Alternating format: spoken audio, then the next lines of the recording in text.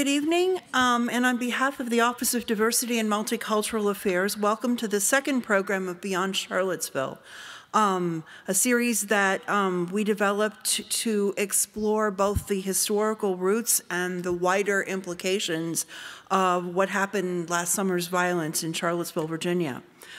Given all the upheaval that Americans have lived through every day since the 2016 election, it can be really easy to overlook events in Europe and elsewhere that often seem to mirror events in this country. The violence in Charlottesville shocked many Americans who were used to white supremacist and hate groups that stayed in the shadows, but the alt-right has come out into the open, not just in the United States, but all over the world, to challenge governments and social institutions with their hatred and resentment of religious, racial, and ethnic groups. The question that our panelists are going to try to answer tonight are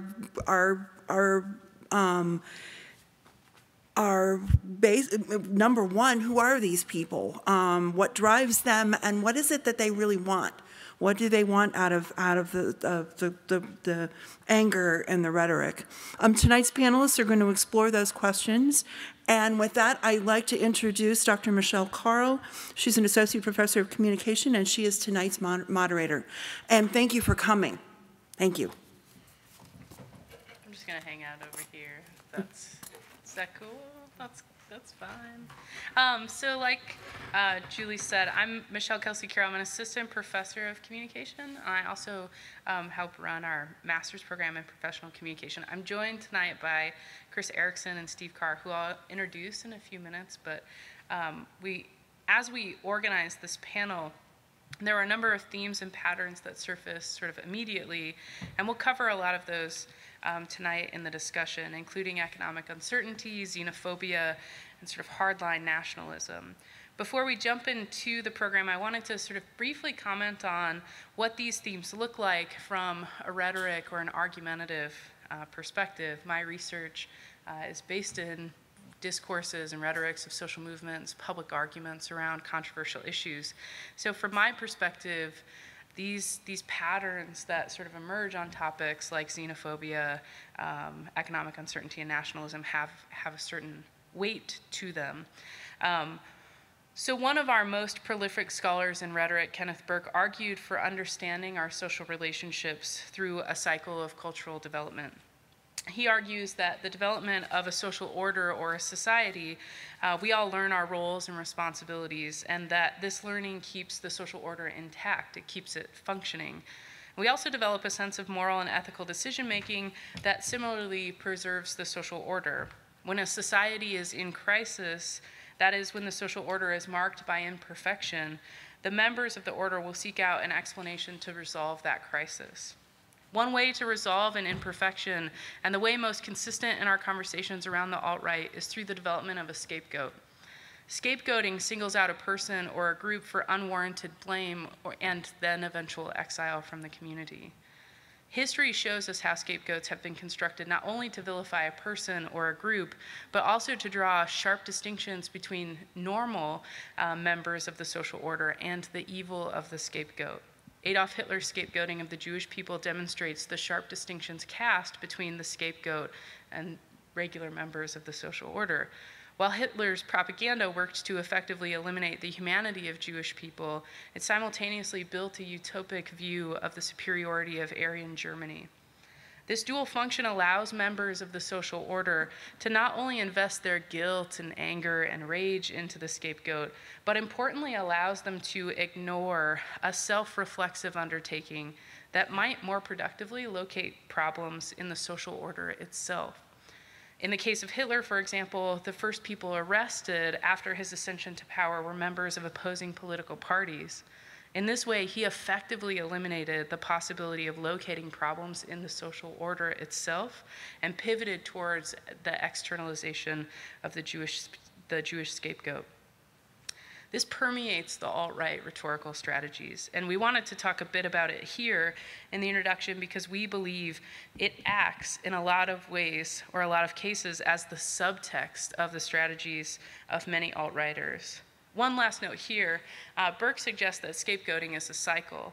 So once we've dispensed with a scapegoat, we return to a more perfected order, but inevitably there will be another crisis and we'll likely seek another scapegoat. Indeed, scapegoats are around us all of the time. Scapegoating characterizes a great deal of political discourse and social resolution to crises, but the alt-right specializes in a politics that appears to center scapegoating as its primary strategy. Keeping this process in mind while we discuss the alt-right tonight will be a helpful means of processing the political and social ideologies espoused by the alt-right. Scapegoating, though, is not inevitable. And it's with some hope that revealing the history, strategies, and practices of the alt-right tonight, we might encourage more productive resolution to social discord. So, to get us started, I want to introduce Steve and Chris, and then we'll jump into the issues that we plan to discuss tonight. So, directly next to me is Stephen Allen Carr. He's professor and interim chair of communication and directs the Institute for Holocaust and Genocide Studies at Purdue University, Fort Wayne. He has written many essays on film history, especially those addressing Hollywood during the 30s and 40s. He's the author of Hollywood and Anti-Semitism, A Cultural History Up to World War II, and served as a fellow in residence at the U.S. Holocaust Memorial Museum Center for Advanced Holocaust Study in 2002 and through 2003. Most recently, he co-authored Teaching History with Message Movies with Jennifer Frost, and that is due out with Roman Littlefield in March of 2018. His current project explores the American film industry's response to Nazi anti-Semitism and eventually the Holocaust. Chris Erickson is Associate Professor of U.S. History at Purdue University, Fort Wayne. Chris's research focuses on the far right of the 1920s and 30s. She's published a number of articles on this topic and is currently working on a book project entitled Fraternity on the Frontier, the Ku Klux Klan in Montana during the 1920s. So we have a relatively loose organizational structure for the evening. We're going to cover conversations about definitions of the alt-right, its historical context, the role of digital media, as well as a few other issues. So we're going to leave a bunch of time for questions at the end, and we strongly encourage you and invite you to come chat with us. I believe there's a microphone there if you feel like you need a microphone. So we're going to jump in with definitions, and I'm going to start with Chris here. So I saw in your research that you use the term far right and not alt-right, and alt-right appears to be a relatively new term or recently developed term. Can you sort of clarify what the alt-right is and how it is different or the same from historical far-right organizations? The alt-right is a term coined by a guy named Richard Spencer, not coincidentally, in the year that we elected our first black president, right, in 2008. I actually dislike the term. It brings to mind that this is just an alternative form of conservatism, as kind of a benign kind of thing, the alternative right. It's not. This is a term that sugarcoats the bigoted reality underneath. This is white nationalism dressed up for the digital age. It stands for a virulent racism, which defines its very being. And those who identify as members of the alt-right, and I use members very loosely, right? There's not one membership in this, not only believe in the righteousness of white identity, they believe themselves under attack by a pluralistic society. These guys are victims, they see themselves as victims, and they believe that the very fate of Western civilization hangs in the balance. There are a lot of variations in this racist family tree. For example, some are viciously anti-Semitic, some are not. If we talk about change and continuity, some of these ideas that we talk about in history, what changes, what remains the same, I want to, and then we can talk about a number of different things. One of the things I want to look at is the creation of an all-white homeland. Now, the Klan of the 1920s, they didn't talk so much about this. Their home was the United States. Blacks, Mexican Americans, Jews, they were still there, and it would be okay as long as they knew their place, right? But this, I think, really begins to change by the time we get to the 1970s. The National Alliance, for example, so I'll mention a few of these groups that talk about a white homeland. There is a group called the National Alliance, founded in 1970 and was for decades the most dangerous neo-Nazi group in the country. This is a genocidal kind of organization that called for the extermination of all Jews. The founder was a guy named William Pierce. He was a physics professor out in Oregon, and he wrote what would become the Bible of the movement called the Turner Diaries for Extremism, which was the inspiration for Timothy McVeigh's 1995 bombing of the federal building in Oklahoma. So the Turner Diaries is a novel that talks about a race war where whites rise up and kill all the Jews. That is Satan's spawn, is how they kind of describe them. So National Alliance is calling also for a white homeland. A little bit later in the 1970s, Richard Butler creates the Aryan Nations, which would also be one of the largest groups of white nationalist, white supremacist organizations, set up quarters in Coeur d'Alene, Idaho, called for a mass migration of whites to the northwestern United States. He called it the Northwest Territorial Imperative.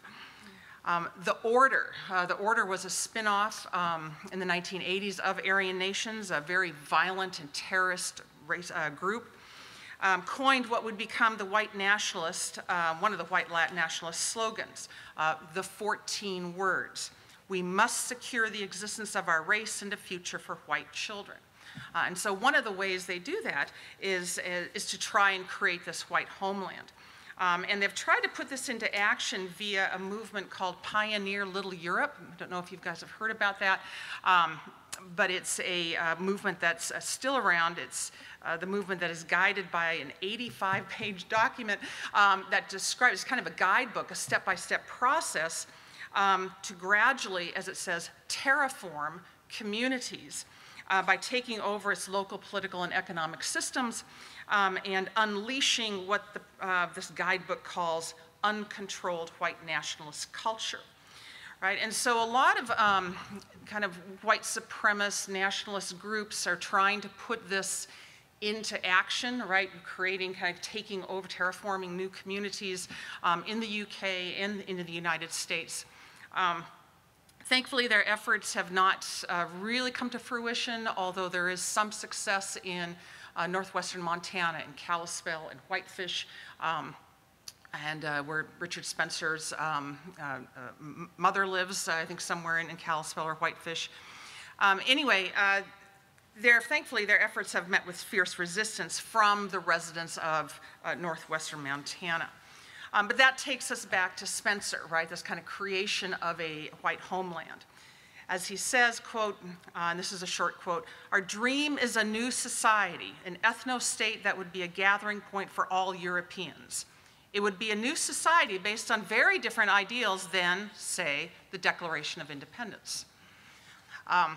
So creating this white homeland, I think, is a real continuity, between what we see in the 1970s and on up through, the alt-right, one of the main spokesmen of the day. All right, thank you. Very heavy. Yes. So, Steve, I guess I'm wondering if you can sort of build on Chris's conversation here and sort of take us into sort of an international conversation about this. Thank you, Michelle. And I just wanted to kind of underscore a couple of things that Chris said that I think are extremely important here.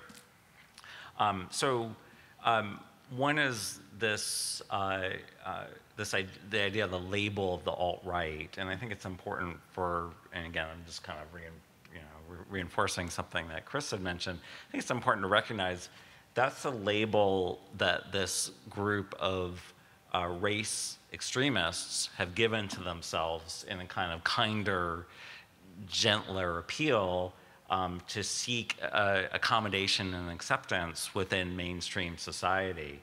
So I agree with a lot of the hesitation that Chris expressed about even using that term, because in some ways it legitimizes the project that the people who call themselves alt-right are trying to achieve here. So, I mean, that's one thing I would say is, let's call them for what they are. And again, Chris did a great job of kind of laying out what some of those ideologies are. But just to, again, underscore this, what these people really are white nationalists. What these people really are white supremacists. What these people really are about, and again, I'm quoting from the Southern Poverty Law Center website here, what these people are really about are kind of claiming a victim status for themselves, that they've been victimized by what they call political correctness or what they call social justice. And this idea of claiming the victim status, I think, is extremely important to the international historical trajectory of what many of these groups have been able to do in terms of making inroads into more mainstream discourse. Again, my period, I look mostly in the 1930s and 40s, and I think it's important to recognize that in the Nazi ascension to power, like the Nazis weren't talking about like how, they weren't talking about how powerful they were. They weren't talking about, that they just wanted to eliminate their enemies. Their discussions were about how they were powerless, how they had been humiliated in World War I, and that they were trying to get out under the yoke of this international Jewish, communist banker conspiracy that was so prevalent. And I guess that kind of leads me to the second part of the question Michelle asked. In looking at this in sort of an international historical context, you can see a lot of the same trappings of this conspiracy rhetoric playing out in white nationalists, white supremacist discussions. And again, this is not new. Many of you may have already heard of this thing called the Protocols of the Elders of Zion, which is one of the most infamous anti-Semitic forgeries of all time. It has already been roundly discredited, and yet this forgery still keeps popping up in a lot of different places. And so the book was supposed to be a record of a secret meeting of a cabal of Jews that were plotting to take over the world, and we're going to just like make everything bad for Christians. What was interesting was even after this anti-Semitic forgery was thoroughly discredited, and is very well documented in a number of different books. In the 1920s, the entrepreneur Henry Ford had this newspaper called the Dearborn Independent, and so in all of his dealerships, he had his newspapers placed there. So this newspaper had a wide circulation, and the newspaper, like repeatedly, like every week or every month, would have some sort of excerpt/analysis of the Protocols of the Elders of Zion. And the newspaper had this worldwide coverage, and it kind of, it ended up actually being cited as an influence by Hitler in terms of his policy of appeals to Nazi anti-Semitism. So I think when we sort of fast forward and look at what's happening today, we have to think about these two things, this sort of victim status that is seized upon, like, it's a political prize. Whoever can be most convincing at claiming the victim status is going to, win the suffering sweepstakes. And then we also have to look at the power of the way in which this conspiracy rhetoric works. And so, I study the accusations of Jewish control over Hollywood, but I think today we see a lot of the same kinds of statements being made on an international context, right? So, you know, accusations of the lying media, for example, so constant attacks on the credibility of mainstream news outlets, which are so crucial and so critical to the functioning of a democratic society. But in terms of what, Chris, you were talking about, I mean, if you have a, you know, modern multicultural society where you have a lot of different groups, that's antithetical to what white nationalists and white supremacists want. And so one of the ways in which they're able to kind of destabilize the workings of democratic institutions and the important contributions that mainstream media make is by suggesting that you can't trust anything.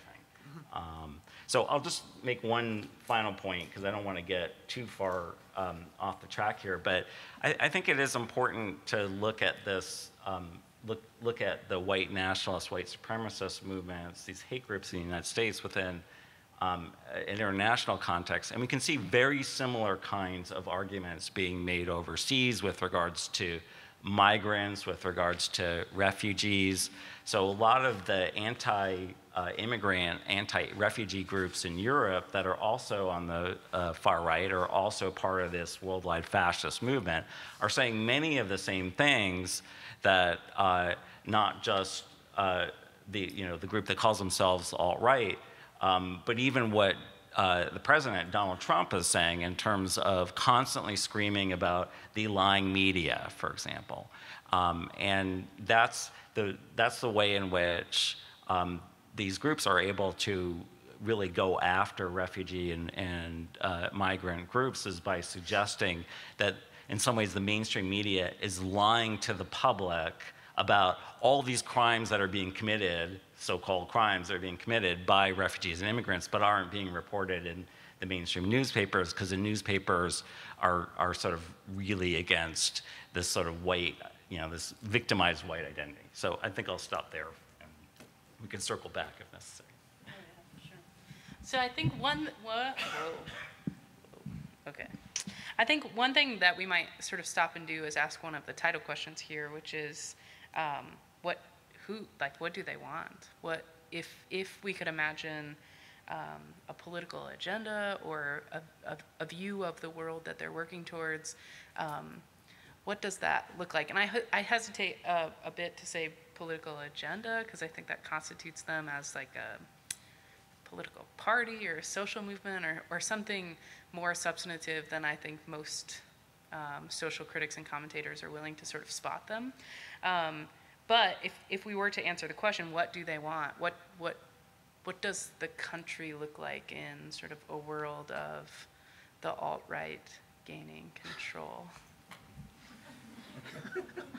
Well, I think that kind of gets back to what I was saying a little bit earlier. I mean, their idea of a perfect society would be one that is all white, homogenous, and even within this all white community, various groups would know their place, particularly women, right? And there's a real misogynic edge to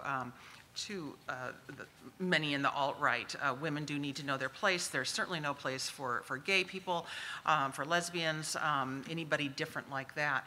And it's kind of one of the pernicious things too that I think many of them are trying to do, is to infiltrate and to run openly now, especially in the era of Trump, for political power. I mean, look when you can see what the movement is on college campuses, trying to, infiltrate campus government, get people to join the movement. These are clean-cut kids. They're smart. Richard Spencer dropped out of a PhD program in European intellectual history. He has his BA. He has his master's.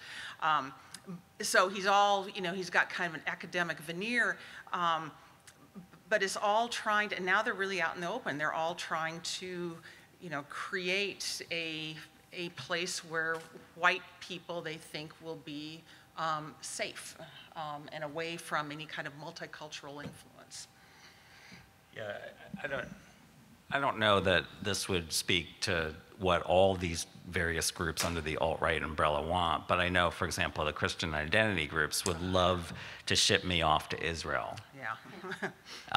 So it's not surprisingly, many of these groups are extremely pro-Israel in their support because they see Israel as the convenient place to dump all the American Jews once they're kicked out of the country.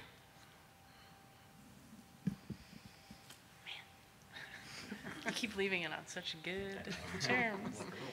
Seriously. Okay, so I think one of the things that I think would be interesting to talk about is we've sort of talked about how these people were a little bit in hiding for a while, and I think a lot of people feel like the emergence of the alt-right demanding more public space or entitlement to public space seems like a departure, at least for the last 5 or 6 years. So I think a lot of commentators have suggested that the role of digital media is really important in the development of the alt-right, or at least its existence, even as people are not sort of out in the open. So I know, Steve, you are an expert in communication. So yeah. So we'll start with you. So the question really is, could you sort of speak to the role of digital media in broadening the possibility for the alt-right sort of emergence into public discourse? My knowledge of media, especially social media, is vastly overrated. But I mean, I think the social media piece is really the new thing that figures centrally in the movement that calls itself alt-right. And we were the three of us were met yesterday to sort of talk through some of these ideas. And one of the things that kept on coming up in our conversation is this is what we're seeing now in terms of these groups is I would say sort of old wine in new bottles. And the social media aspect is kind of the new bottle here. It's a way in which different people and different groups can sort of organize without kind of the limitations of like physical space or political boundaries or whatnot. So you can kind of create these new groups and that have members that really know no limits and know no limits in terms of, again, like, where these people are located. So it gives them movement a kind of like rootlessness that actually allows them to, I think, form different kinds of bonds based on their extremist ideology. So I think that's, we could say, maybe identify that as like one way in which social media has kind of changed the landscape and leverage a lot of these views. I'll also just make another quick observation, which I think is related. In the days when you didn't have social media, there were sort of a series of gatekeepers and institutional controls, right? So one of the great things about social media is it's basically like democratized this kind of information sharing. But the downside of that, of course, is that you don't have the traditional checks and controls on this information. And so I think it becomes extremely hard to evaluate and judge many of the claims or information that's being disseminated through social media and being shared in Facebook posts, because a lot of that stuff is really kind of taken out of context or twisted. And again, just to use a real quick example, when I mean, this doesn't relate to anti-Semitism, but when this is one of the reasons why it was such a big deal when Trump retweeted the extremist anti-Muslim video that was put out by a British hate group, right? And so there's like there's no easy way for Trump to kind of, check to see where the source is. I mean, there's an easy way, but he just chose not to do it. It's much easier for him to just kind of repost this video, which was hugely problematic. Yeah, I was just thinking with talking about social media and that it brings a lot of other new people into the mix. They don't have to be dependent upon locality and physical space and so forth. And there are no limits there. There's also no limits regarding civility, right? And I think that's one of the scarier things that we've seen in the past number of years is that the tenor of our civil discourse has gone south in a huge way.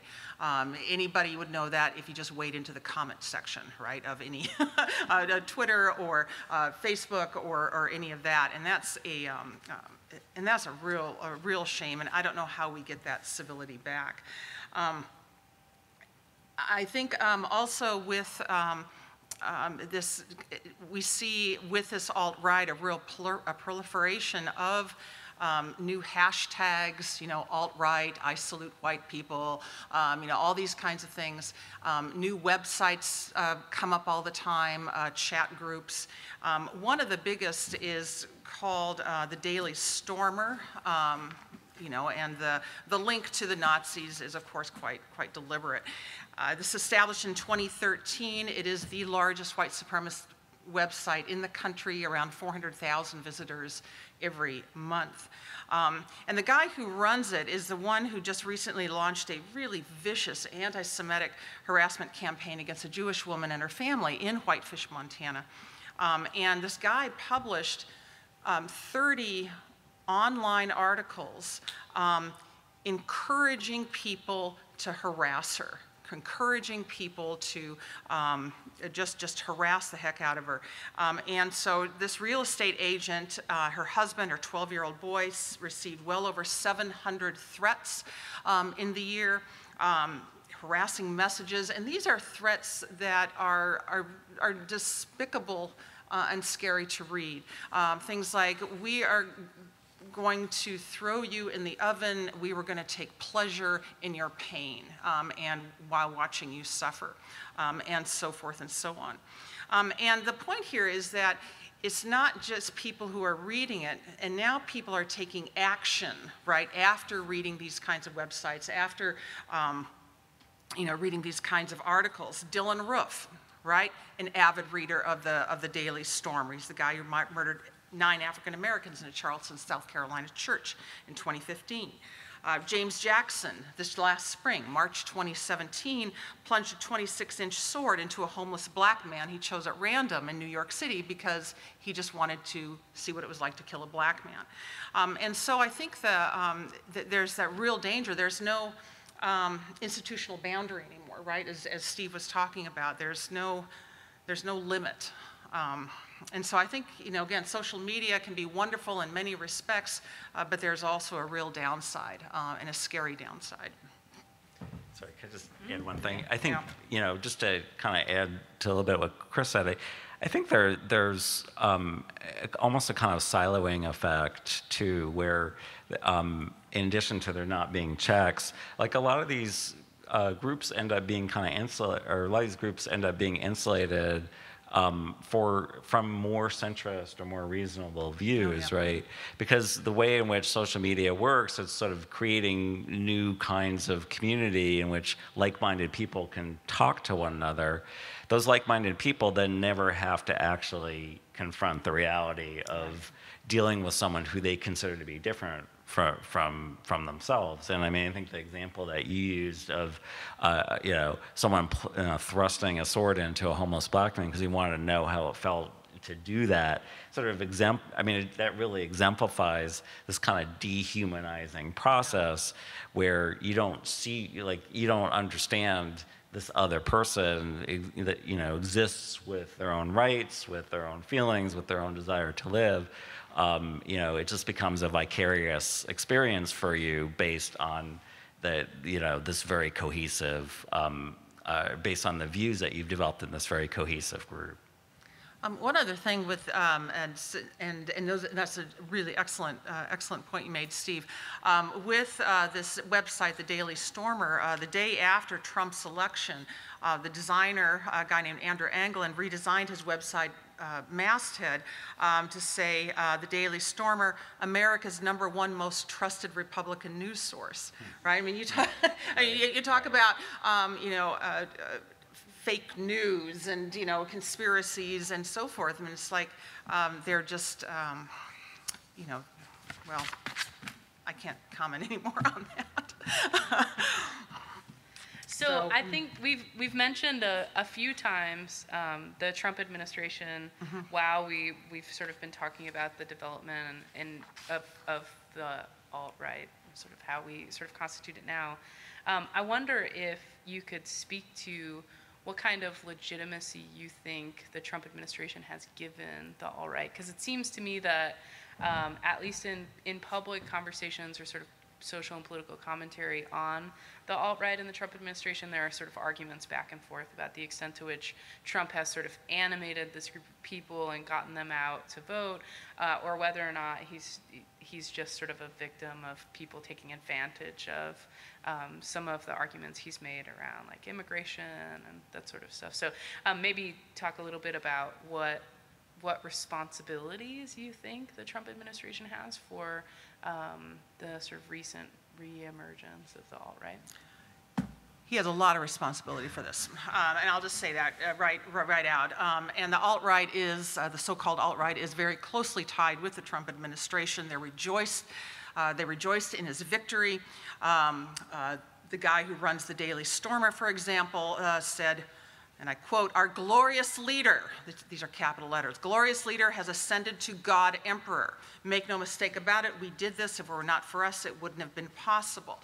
Right, and so he's, again, kind of on the neo-Nazi side of things. But then Richard Spencer, right, the clean-cut guy of this alt-right, had a conference. He has a kind of a alt-right think tank called the National Policy Institute, a very benign name, but it is all about white nationalism and trying to dream up policies to create this new nationalist state. Offered the toast, and you guys may have seen this or heard about this right after the election when he said, "Hail Trump, hail our people, hail victory," and he was met with Nazi salutes.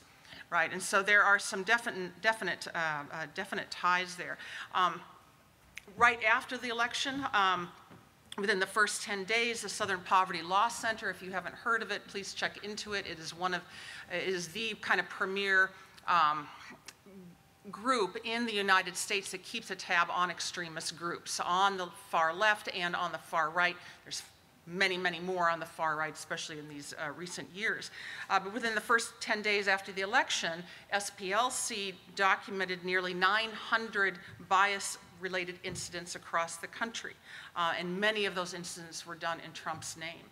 And so that's just the immediate effect. And I think it has continued to snowball, right? Because Trump is not stopping this kind of rhetoric. He's not attempting to, the Republicans in Congress are not attempting to stop this kind of rhetoric. And so it continues. But I think he bears a great deal of responsibility. Just my opinion.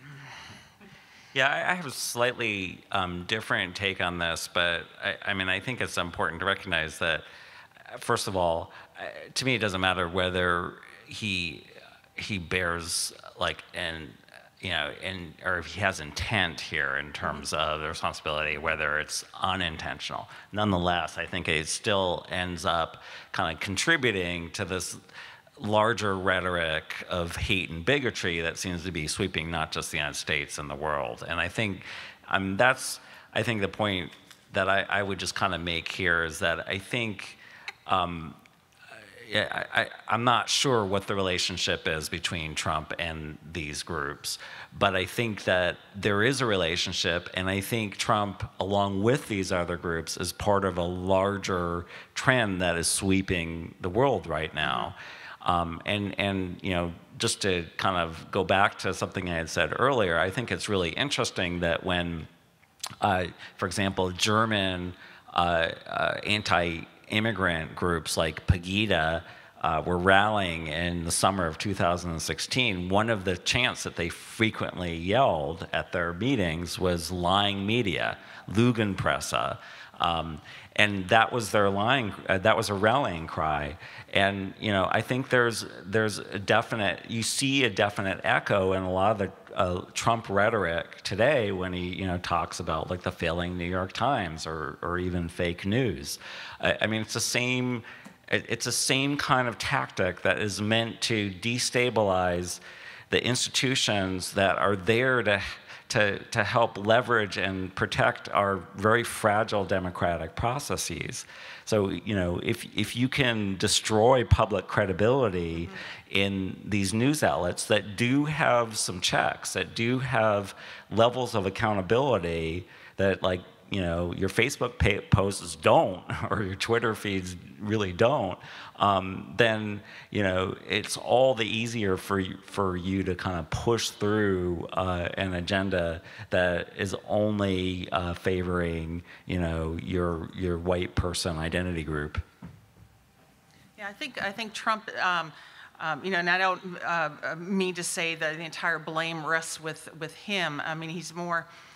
He's let open the floodgates, though, and I think this idea of kind of conspiracy and then delegitimizing our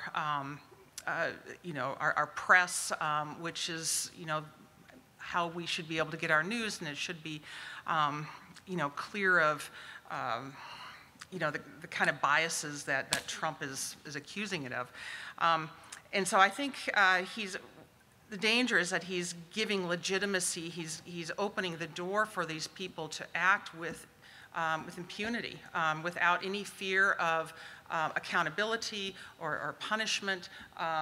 They're just they're out there. And I completely agree. And I think one of the things that's so scary to see now is this kind of equivocation that's taking place. So Trump's in my opinion, meager remarks after Charlottesville. He said there were bad people on both sides. Yes, something to that effect. So the idea that basically groups out there protesting for special status as white people should have the same sort of rhetorical standing as groups that are out there protesting hate and bigotry seems a ludicrous kind of equivocation to make. But I absolutely agree. I think that's a big problem in terms of the Trump presidency. Is that's too nuanced a distinction for him to make.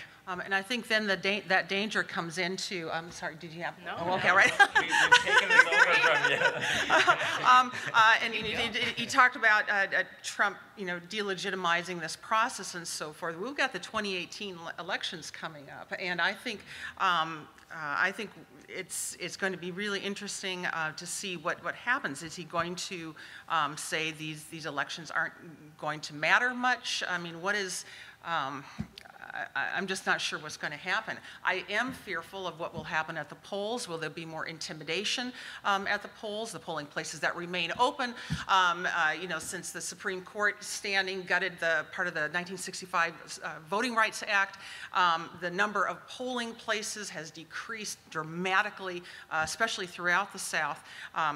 And how many hours people are going to be waiting in line, and will there be intimidation of those groups trying to vote? I mean, the Russians are one thing, right? And now we might have some of these other groups harassing people. So something to watch out for. Yeah, I think that this picks up on a thread of the next question that I was going to ask, which is really a question about how we approach democracy in the United States. So I think sometimes we have these sort of two competing beliefs about democracy in the United States. One is, on the one hand, many of us sort of hold tightly to the idea that a democratic system would prevent the rise of another totalitarian sort of dictator, a Hitler figure or something like that. So democracy would just prevent that from being possible. And then on the other hand, it seems like there's a fair number of people who are also pretty apathetic about their role of nurturing an actual democracy. So we have a lot of faith that democracy will protect us, but we don't do a lot of work to ensure that democracy is sort of functioning. So for example, a lot of people believe their vote doesn't count, or that they don't need to participate in civic organizations, like all the things that we would imagine is a practice of democracy. And I guess I would say, save for recent protesting, or sort of since the Trump administration took office, there seems to be an increase in folks willing to go out and protest. And I do think that that's a sort of caretaking for democracy that's important. So I guess the question that I'm trying to get at is, how seriously should we be taking the rise of the alt-right? And I think you've both spoken to this a bit, but how seriously should we take their attacks on things like journalism, on things like voting, on those institutions that sort of are foundational to the democratic process? And if we ought to take them seriously, what should we be doing? What can we do about it? So, one thing we can do is we can look to history, and many of you probably already know this, but the Nazi Party in Germany in the 1930s did not seize power through violence or force. They were democratically elected into power, and so I think the short answer is yes, we need to be very concerned about them, or any other group that is predicated, that their whole existence is predicated on this premise of taking away the rights of other people, making other people into illegals. This is language we need to be very concerned about. And you know what? In the 1930s, people didn't take Hitler and the Nazis seriously either. A lot of the business interests at the time thought they could, in fact, manage Hitler, thought he was a kind of buffoon, but they would just kind of manipulate him to their advantage. And it became very clear in a very short amount of time that was not going to happen. And so I think, Michelle and I were walking over here before, we were talking about this. It's like, apparently, civilization is sort of continually doomed to relearn the lessons of the past. we know what can happen, and that's why I think it's I personally don't believe democracy is going to protect us at all. I think we have to protect democracy. Oh, that was nice. Yeah, it was very good. Yeah, and one of the other points is that we can't have a functioning democracy if only 20% of the people vote, right? I mean, Indiana has had some of the lowest voting percentages in the country over the last few elections, 4 primary elections, 4 general elections, really, really dismal. Allen County, also the lowest in the state. But I think, getting to the point of, one, we can't be complacent, right? We have to protect our democracy, but we have to understand that it's not just the alt-right, it's not just kind of the Daily Stormer people and the National Policy Institute and some of these other guys. We have to think of what's been happening systematically in the last number of years, with the gutting of the Voting Rights Act, with the closing of polling places, with voter ID laws, with gerrymandering, all in an attempt to keep certain people from voting. And this of course plays into what the alt-right wants, but I think as part of a larger problem we have to be concerned about. So I think the sort of last category of conversation we had come up with, and after this I think we'll open it up to questions, is sort of, we've been sort of subtly covering it, which is conversations about the way that immigration and refugees and other types of migrants have been sort of cast by the alt-right as the sort of single most important threat to the United States. So I'm wondering if you all could talk a little bit about how these groups are sort of scapegoated by the alt-right, and what does that scapegoating get the alt-right in social and political debates? What did they gain? Well, I think that, you know, we really have to look at a larger context here. And, you know, again, I think having a sort of a historical background would help us to see this. So I think there's a lot of anxiety right now. There's a lot of economic anxiety, you know, on top of all the other anxieties. And, you know, I think some of those anxieties are kind of legitimate. I mean, there's like legitimate ways in which we should be concerned about the forces of globalization and how that's changing the nature of labor, those kinds of things. But, you know, I think in terms of, Michelle, what you're talking about before about scapegoats, I think it's a lot easier to, you know, point to, you know, foreigners, like people who are showing up at your door, like dirt poor, desperate, in strange clothing, you know, have different customs, and kind of project all those economic anxieties onto these people that look different from you, right? So the person in the turban is going to take your job away from you, for example.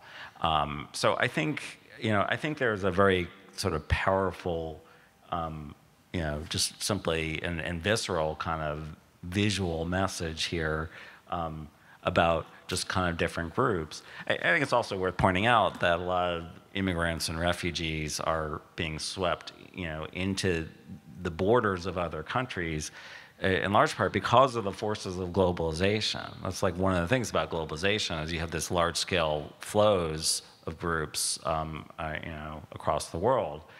I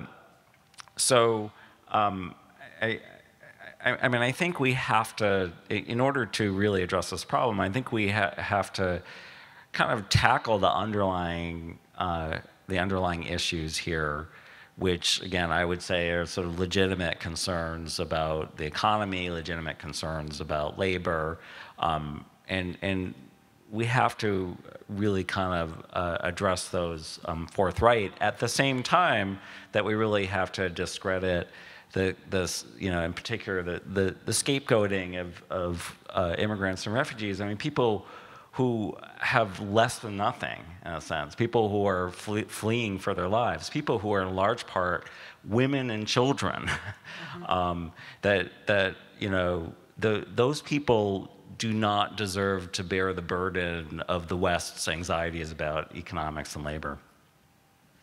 And I think that, you know, pointing at immigrants as the bad people, the bad influences, I mean, we can look throughout entire American history for that. The Irish came over in the 1830s and 1840s, pushed out by the poverty of Ireland. They were looked on with fear and loathing.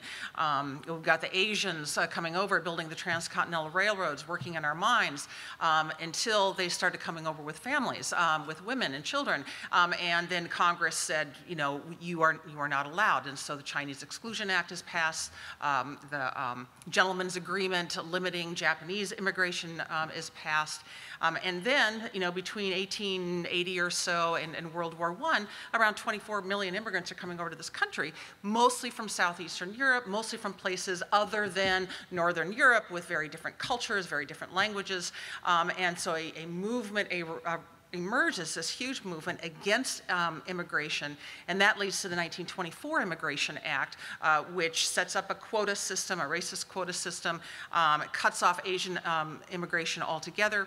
And so this, you know, and this fear that this immigration is bringing over not only dirty and diseased and impoverished people with wild hair and wild beards. You know, you look at all the political illustrations, they're bringing over strange and new ideas, right? Socialism, anarchism, communism, and you know, different kinds of religions. And it's not, you know, and so white Americans start looking at that and say, we are not part of that, right? We are not part of Europe. Well, that kind of anti-immigrant sentiment was, you know, at a kind of a standstill for a very long time until kind of recent years, and especially, you know, when we start talking about building walls with, you know, along the border of Texas to keep, you know, the Mexicans out. It's the same kind of thing, right? It's fear that, you know, what are these brown people going to come in? How are they going to affect us? They're going to take our jobs. When in reality, of course, a lot of these immigrants coming over are not doing the jobs that, you know, white Americans are going to do anyway. So it's a long-standing problem. I just, you know, I don't know how we fix it. I know building walls is not a solution. So I think those are all of the questions we prepared. If you all, is there any last comments you have before we? I would just mention, and obviously this isn't just about anti-Semitism, but the Anti-Defamation League just issued their report on anti-Semitic incidents in 2017 today. And I think it's worth noting that the incidents that are reported are the highest number of incidents ever since the Anti-Defamation League, the ADL, started keeping records, and that's since 1979. So overall incidents are up 57%. Incidents at schools, so K through 12 schools, as well as colleges and universities, are double.